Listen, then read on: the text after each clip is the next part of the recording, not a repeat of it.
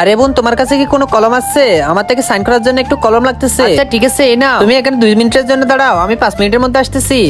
আরে এতক্ষণ হয়ে গেল তারপরে সে আসতেছে না। এই বল, তোর বান্ধবী কোথায়? আরে বোন, মারিয়ান না, ও তো ওইদিকে ব্যাংকে গেছে। আমার কলম নিয়ে ও ব্যাংকে এতক্ষণ কি করতেছে? ওকে পেলে তো আমি শেষ করে ফেলবো। তুই যা এখান থেকে।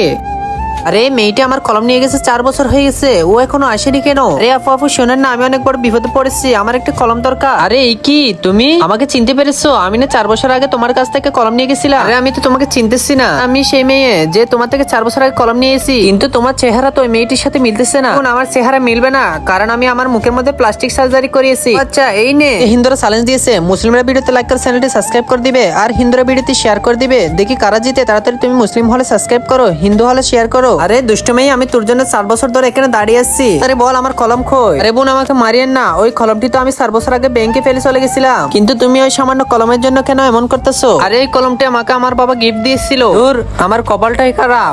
বোন তুমি কোথায় যাচ্ছ ওইদিকে? আরে আমি তো ওই ব্যাংকের মধ্যে যাচ্ছি যেখানে তুমি এই কলমটি ফেলে এসেছো। কিন্তু ওই ব্যাংকটি তো অনেক আগে বন্ধ হয়ে গেছে। এই ব্যাংকটিতে অনেক বড় একটি ডাকাতি হয়েছিল এরপর থেকে। আরে তুমি কি বলতেছো? কিন্তু তুমি মুখের মধ্যে কেন প্লাস্টিক সার্জারি করছো? কারণ 4 বছর আগে ওই ব্যাংকটি আমি ডাকাতি করছিলাম, যাতে কেউ আমায় চিনতে না পারে, তাই এমন করেছি। তুমি কি বলতেছো? দাঁড়াও, তোমাকে এখানে পুলিশে দেবো।